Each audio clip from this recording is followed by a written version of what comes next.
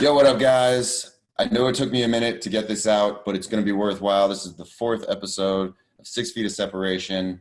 I like to bring on people that I either know personally or know about who are just doing good things or that you don't get to hear from very often, from grocery store workers to our guest is today. Um, Someone who I've known for years. He was the chef at my dad's restaurant, and now he is the owner of that restaurant. And it's only been 6 months, I think, pretty much since he got it, and now we're in COVID times. And what I haven't heard from yet is someone who is right in the thick of it, having to run a business with probably the worst circumstances that you could deal with as a business owner, and what it's like for you. And so anyway, I want to introduce my friend John Cleveland, acclaimed restaurateur. How are you, man? It's good to see you. Hey, brother, we living it, man. I appreciate it, Bryce. It's an honor to be on a call with you, man. I haven't seen you in a while. We usually get to talk over a table with food. So Yeah, going, oh my God. John did this? Oh my God. Yeah, you're a master in the kitchen, man. And you do it so eloquently, and you I know it's a hard job. I see you in the restaurant just working nonstop, and you do it without being an asshole. I don't know what it is about a lot of chefs. You tell me if I'm wrong, but they seem to kind of be assholes a lot of the time. we get a bad rap like we're all that way, man. It's not true. No, nobody's all one way. Tell us about Post and Beam. Might as well say that right away. If you guys want to look up the restaurant, order food from it, support John and his family. And all the employees or whoever, I'm sure downsizing has happened for everybody, but I'll let you talk about that. But yes, Post and Beam is the restaurant if you guys want to order from it. John, how are you holding up during all this, man?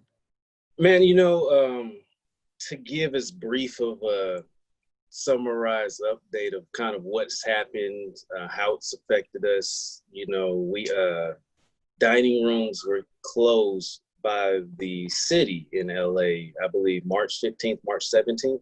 Yeah. Around that time.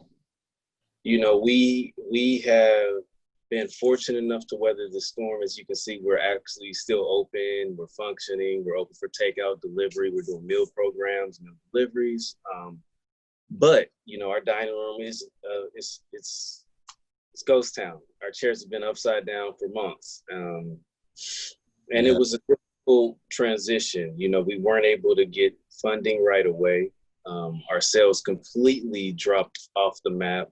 We had so many catering opportunities lined up that just, within a 48-hour period leading up to the day that they closed dining rooms down, all of our catering business from March all the way into June completely got canceled or yeah, it just went out the window within like a 2-day period. So it was a hard hit to take. We ended up having to lay off all of our staff with the exception of our cooks.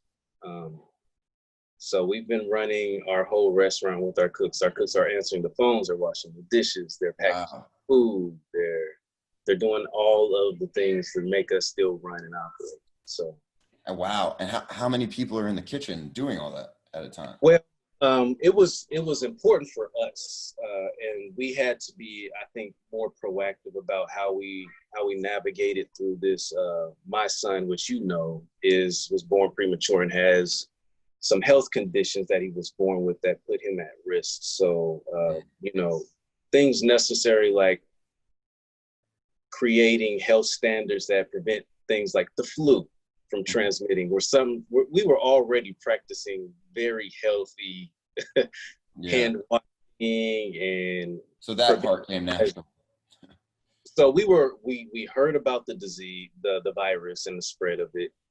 It was on our radar, and we know that we had to create some distance in order to safeguard his health. So we've instituted policies in the restaurant where only 3 people are working at a time. We're able to do some distancing. We've tasked our staff with managing a lifestyle that is limited contact. So they're not going to grocery stores frequently. their limited travel, limited contact in order to just maintain the safety of the group, you know. So we've just limited that way. We have the talented staff. So, Clearly, you know, multifaceted. yeah, everybody can do the job. So that was really the part that made it work for us. How did you become a chef to point to owning your own business? You know, I've my family's from Oakland. I Okay. was born in Oakland. We relocated in '98 to North Carolina. So my parents are both from Ohio, and my family is a bunch of cooks. My Oh, the grandmother, whole family. yeah. So they all have this cooking thing that they do. My grandmother was a chef. They all ended up heavily involved with food. All my uncles and my aunts. My dad is like an extreme caterer and pit master. You know, so that's where Okay. I So it just felt runs in the family like that. that's where I picked up all of my love for food and cooking chops, man. I just grew around a lot of just fresh food all the time. We were always Okay. cooking for the neighborhood, cooking for events, doing all kinds of little things. So, in that sense, that's where my cooking came from. I moved to Los Angeles in 2012, which really kind of changed a lot of what I do. It was a huge effect on me, man. I love the city of LA. I met my wife here when we moved here. My son is now from here. You know, we've kind of made this our new home. Yeah, your compound. And did you work for a restaurant when you first got to LA or? Yeah, yeah. So working in restaurants in LA really changed my view of food, man. When I fell in love with food, my first job, I was a grill cook, right? And I was 14 years old, and it was this Dairy Queen that was right on the beach. Like you could literally walk out of the ocean, through the sand, straight to the Dairy Queen. Like it's right there. Sounds dope as hell. That sounds like every job a 14-year-old wants. It was the Outer Banks of North Carolina, and See, that I didn't was know my anything first. about Outer Banks until I saw this show advertised every day on Netflix. Okay. Like think that, but a little bit more realistic, you know. Yeah. I haven't watched it, but yeah, okay, so yeah, so you were grill chef on the beach at 14 years old, and then what? And you know, I've worked since then. Since being 14, I've worked so many jobs in restaurants. I've been working in restaurants since then. I've worked as a dishwasher, a cook. I've been a server. I've been a bartender. I've managed hotel restaurants before. I've done all these jobs. I'm in love with dining, you know, and so I always wanted to own my own place. That's been the dream, and I never knew the kind of chefs that I met when I moved to Los Angeles. You know, You mean, I didn't. It was. I never dreamed of like chefs being so glamorized. You know, yes, celebrity chefs? right? I grew up in an area where I never had met a chef that had really been to culinary school. You know, I never met uh, these trained environments that people, you know, were really gravitated to. I fell in love with being in restaurants because I enjoyed being in the kitchen and sweating and cussing and doing all the noisy things that you get to do. You know, I like to work hard. So uh, that grew me into that. And then I came here and realized that, oh my God, I could make the same food and do the same things. And if I just dress it up a little bit differently, then Yeah. coming to LA definitely polished me up a lot, you know. So, Did you learn anything from the like so-called glamorous chefs? man, so much. All of what I do really stems from a lot of training I got from this small restaurant in Santa Monica called Freddie Smalls. I worked with a couple Bay Area chefs there for a couple years. Chef Charlie Parker, Victoria Yang, and they're back in the Bay now. But they kind of helped guide me into a lot of the lane I ended up with. Was fortunate enough to come in contact with Govan and Brad, Right. and you know, all of what I do culinary wise now really stems from them and Goldman. They were pivotal in how I think about it, how I present food, in that manner. But a lot of the values in which I could come from my family. So I still use my family recipes. I still do all of that. But Good family recipes, man. I'm happy to be someone that knows exactly what those taste like. I'm getting hungry. What do you see for the next couple months? Like, how are you guys gonna maintain? It sounds like you are maintaining slightly. We've kind of stabilized where we're at right now. We're looking to we can't continue to operate at such a low volume. So we are looking at ways of being productive, being a part of the community still. Has been a focus for us. We got a couple cool things we're hoping to accomplish in the summer. I think everybody is kind of really trying to play to their advantage a little bit. We perceive our advantage to be this huge parking lot. We're in a mall, Yeah. So there's this huge parking lot that is South LA. Yeah, it's not a driving route for everybody.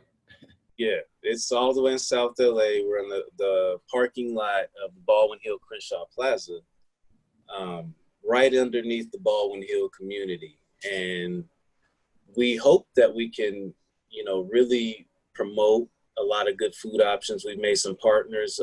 We've used this time to reach out to a lot of farms and local vendors, beverage providers. We're kind of localizing more of our supplies. Is that becoming? Sorry, is that becoming more the normal for, especially now with COVID and everyone not wanting to have their food handled, as often? Yeah. Yeah. I think it's something that is catching on with people. Definitely a lot of people is trending, is for certain. But little things like just accessing fresh produce from the farmer's market even fell off for a while because farmers markets closed for a little bit. They're reopening now. Right. So for us, we've seen some price increases with the cost of meat, certain items, hard to get through the supply chain still. So navigating that, I think is going to draw a lot of people into finding more local resources. Right. Has the community around Baldwin Hills, have they been supportive as much as they can? Bryce, the biggest reason that I was drawn to come here was because your dad and Govan and what they built with the community.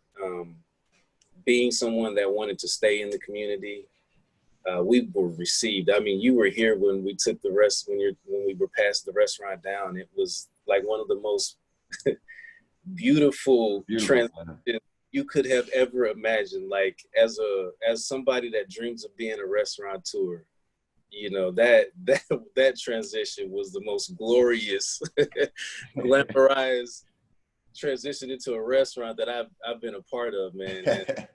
I remember, man. They had everybody in the room at the same time, which now sounds crazy to say. I remember you even got on the mic to make a speech, and I was the only person in the room that knew to tell you not to hold it on the front. I just remember this. Like, it's so funny how even when we could be masters at something else, we still need help. Oh man, I don't have the experience, bro. And you walked me through that, thank you. Oh man, you had it. You just, wow, man, that's okay. Let me think. What did I? They have been super supportive though, man. I mean, like, we still have people that come in here every week, every other day to make and buy food from us. Most of our business, we've chosen to not partake in a lot of the delivery apps. We do offer. Really? Yeah. Why is that? Well, I believe they're of great value, but in these times, it's just hard to navigate financially. Right. We offer a more premium type product. We were built as a dine-in. We have scratch-made food. It's labor intensive, and we want to still provide it. For us in these times, we saw that people aren't willing to spend the same amount of money on food. We obviously all don't have the same amount of disposable income Of course. to stay in business. We've kind of taken the route of lowering our prices just enough to, cover our costs. Mm-hmm. And I think that's what everybody's kind of having to do.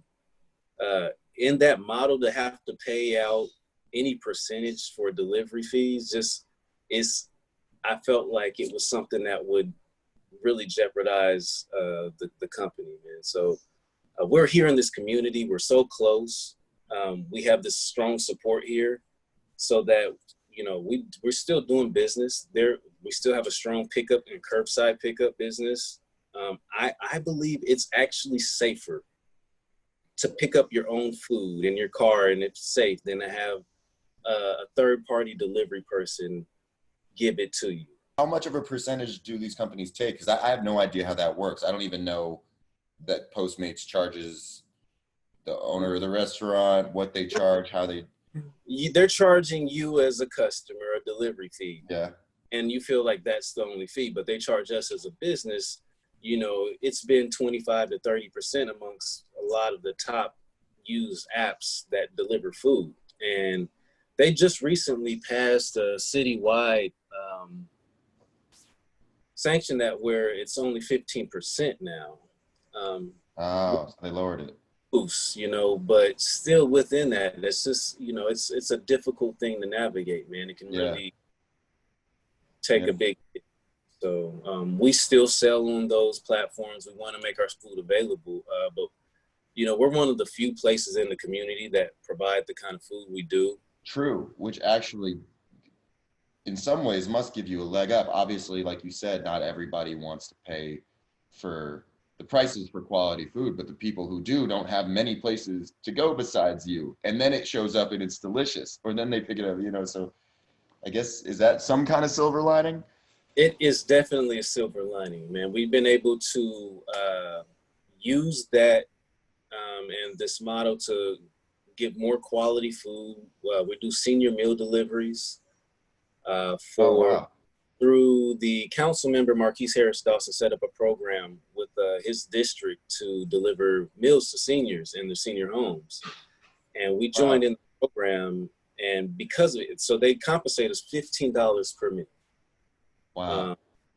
And that's been a huge help for us. But we've tasked ourselves with providing the quality that we're known for within these meals. So, we're not really making a profit, but it is supplying us with keeping our doors open right now. Being able to pay your employees, which is better than most people can even hope for right now. So I guess that's good. Do you guys do delivery as well, or no? We do delivery through Postmates, through Uber. Okay, so you do use Postmates for or outside apps for that. You can get all of our food on Postmates. Okay, cool, good to know. But we promote our website and our curbside and pickup, so it's available. But what we promote and what we encourage is that you come and pick it up. Right.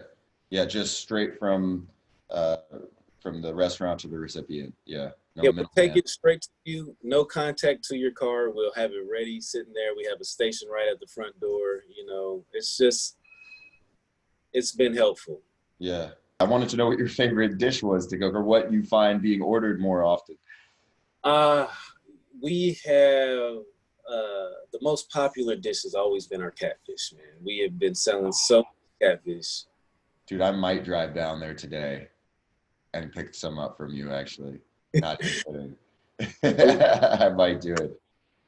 But as of late, my latest infatuation has been pizza. My son, we make a fresh pizza every day. That's our lunch duty. So we do, I'm at home more than I've been, as long as I can think of, man. Yeah, that's another thing. I mean, it must be a little different to actually be able to be part of your kid's life if you can work from home more or have them around more. Have you found that to be the case? I mean, because you're always working. Yeah, man, it's been actually very therapeutic, man. I used to beat myself up about not being able to be around as often. When the pandemic hit, my wife and I had worked around our schedule to where I was going to be bringing, my son's name is Miles. around work more. So like I had, the week following up to that, I was bringing this guy into the kitchen and strapping him onto a seat. And like, Wow. He's I'm gonna gonna have a figure, hell of a story when he gets older. yeah, yeah, we're gonna figure this out, man. But I'm not gonna not be there. But now it's just a lot easier, man. We're doing meal development and R&D together. So it's been therapeutic, man. We've been infatuated with pizzas. That's his favorite food, so it's now my favorite food. Out of curiosity, even though it's a different thing now than it was even a couple months ago, but what's been the most rewarding thing about running your own place? Like, what do you feel like you've learned? Uh, it was to put in perspective, coming to Post and Beam, being able to get Brad Johnson and Govan Armstrong to be my mentors. That was really that to be able to cook food in the Baldwin Hills community. Like that's been the biggest, I don't know, benefit for me.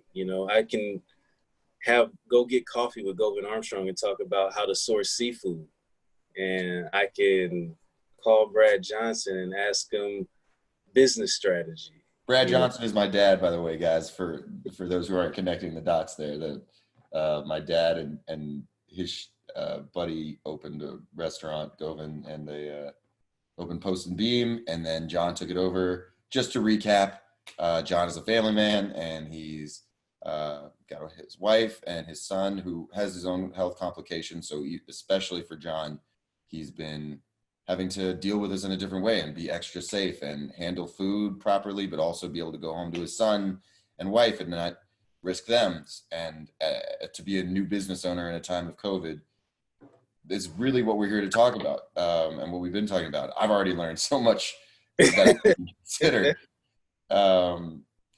Businesses are struggling right now. It's way better to just go to the source, less handling, and postandbeam.com LA. John Cleveland, thank you so much, man, for being a guest today. And I'm literally going to come. I'm going to order online probably right now, and I'll probably see you in like an hour.